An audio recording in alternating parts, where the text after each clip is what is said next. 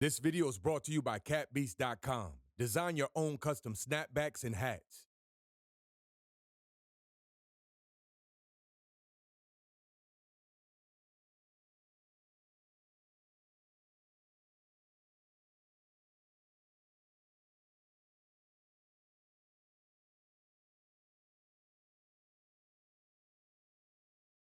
As one of the most decorated role players in NBA history, 38-year-old NBA veteran Jamal Crawford has had quite the entertaining career. The 6'5" shooting guard has become well known for his explosive offensive skills. In fact, his ability to mystify defenders unofficially ranks him between fellow NBA stars Allen Iverson and Stephen Curry. Crawford, however, hasn't always had this kind of stability. What many of us may not know is that during his earliest days in the league, Crawford got swept up in a gambling situation in which his life would take a turn for the worse. Welcome to NBA Insider.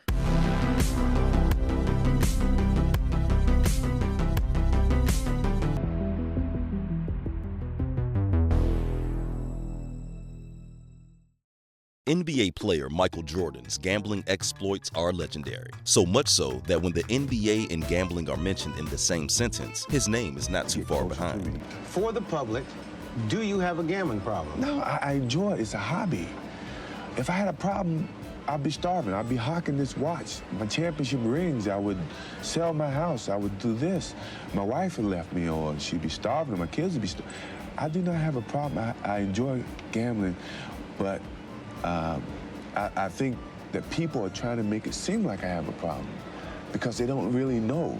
And when you have an area that you don't really know about, you're going to have people taking it further or speculating even further until I come out and basically give my own opinion about it. And you mentioned earlier in the interview that it's going to be over with soon. From betting $100,000 in a game of rock, paper, scissors to winning a $500 bet with a fan at a charity golf event, it's safe to say that MJ has built quite the iconic portfolio in the world of gambling. What's more interesting, however, is that his love of gaming has also affected fellow players over the course of his career, including the likes of NBA veteran Jamal Crawford. Similar to Michael Jordan, Jamal Crawford has been through a lot in his 18-year NBA career. However, what many people don't know is the struggles he has faced to get to where he is today. One example goes back to his rookie days, long before he became a three-time NBA Sixth Man of the Year. As a freshman in the 2000 NBA Draft, the Cleveland Cavaliers selected him as the 8th pick in the first round and immediately traded him to the Chicago Bulls, the team Michael Jordan, his childhood idol, made world famous back in the 1990s. The 8th pick in the 2000 NBA Draft, the Cleveland Cavaliers select Jamal Crawford from the University of Michigan.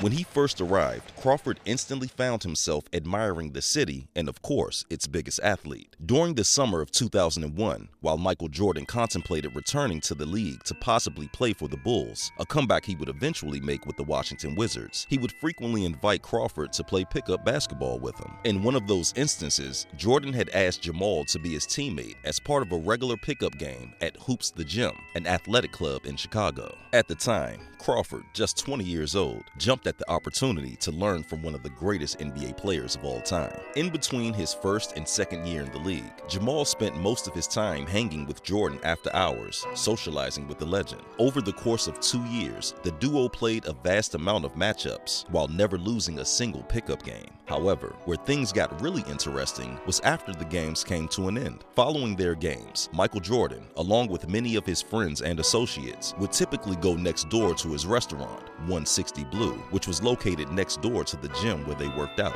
Some of these friends included the likes of NBA players Ray Allen and Antoine Walker. There, the establishment was set up with an illegal gambling operation with Vegas-style card tables throughout the room and a separate corner specifically meant for shooting dice. It was here where Jordan and his acquaintances spent their after hours eating, socializing, and most importantly, gambling.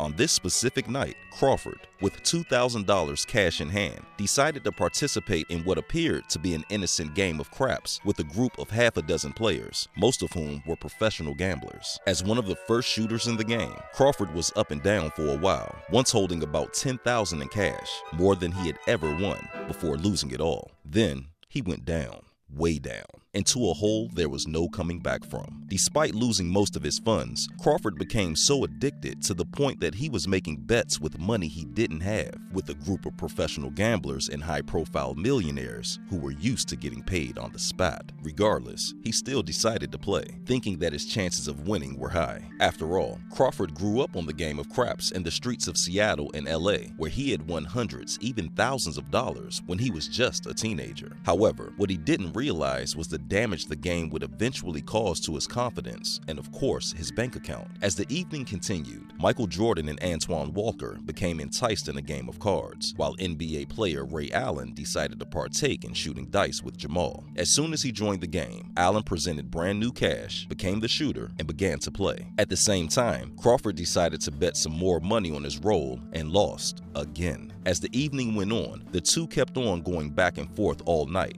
Both their losses began to pile up, so much so that Ray Allen had to borrow tens of thousands of dollars from Michael Jordan in order to continue playing. As things quickly spiraled out of control, Jamal Crawford found himself in some pretty serious trouble. Over a 2-day span of gambling with Michael Jordan, Antoine Walker, and Ray Allen, Jamal lost roughly $100,000, most of which he couldn't pay right away. In fact, witnesses of the game claimed that Crawford lost several $100,000 while Ray Allen lost even more. However, the fact of the matter was that a couple $100,000 for Ray Allen wasn't a problem, seeing as he was selected as a first-round pick 5 years earlier in the 1996 NBA draft. With the 5th pick in the 1996 NBA draft, the Minnesota Timberwolves select Ray Allen from the University of Connecticut.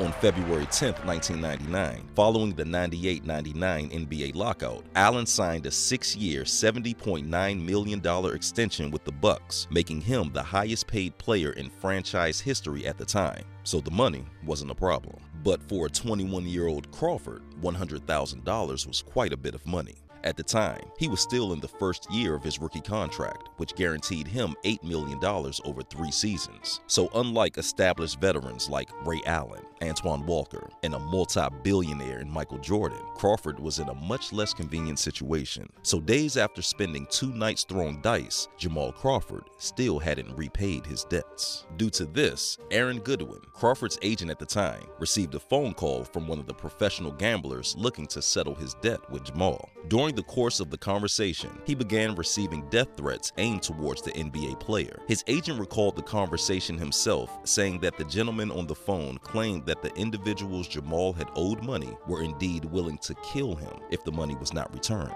Crawford's agent, fearing for the star's life, explained that Jamal was good for the money and that he was an NBA player that would get paid as soon as the season began. In the end, he was able to work out a payment plan with the gambler while resolving the situation so no more threats were delivered, literally saving Jamal's life. To this day, Crawford says he never heard the story about his life being threatened, but admits that he got in way over his head with a group of shady individuals, which led to that humiliating moment. In fact, in order to settle his debt from the second night of gambling, he had to give away his brand new 2001 Mercedes-Benz S-Class 430. Despite the fact that Jamal Crawford resolved the situation without any violence, the very thought of his life being put at risk instilled enough fear to force him into changing his ways. 18 years since that night, Jamal has never shot dice or gambled outside a legitimate casino. However, to this day, many people still blame Michael Jordan for quote-unquote luring the 21-year-old rookie into an environment in which he would be faced with a threat on his life. Jamal, on the other hand, claimed full responsibility, knowing that at the end of the day, he made the decision to act unprofessionally on that night. In regards to the incident, Jamal Crawford himself would go on to say, I remember the first time I met Michael Jordan, Tim Grover called me and he was like, MJ said you could meet him. Because at that time he was working for the Wizards. We had a game that day, I remember, and he called me like 7 in the morning. He's like, MJ said you could meet him. I hustled down to the gym. It's just MJ, Grover, and myself in the weight room. He's working out. And he had been there for an hour already, hour and a half. So he got there at 6 in the morning. He's 40 years old. He's trying to come back to the Wizards. And we're just talking. It's just us there. I'm like, this is Michael Jordan. This is my favorite player ever. I don't know what to ask him. Our relationship started really evolving. I started going to his house, started hanging out. After we play, he had a restaurant right next door, 160 Blue. So after we play, we go eat, hang out, play cards, whatever. I was not a big card player. But over on the other side, they started shooting dice a little bit. And I had a little bit of money with me. I started winning at first. I'm shooting dice, throwing craps. I always kind of threw craps. I win, start winning. Then I started losing. So now my cash is gone. But this is the first hour in it. We're there usually for hours upon hours. We're there 5, 6, 7, 8 hours. So the first hour, I'm like, man, well, now I'm just sitting here with no cash. I got to bet on other people. So at that point, I didn't even touch the dice anymore. I was betting on other people. I imagine that went downhill pretty fast. Because I had really no control, but I had to try to get my cash back, and the only way I can get it back was to bet the guy who took it from me.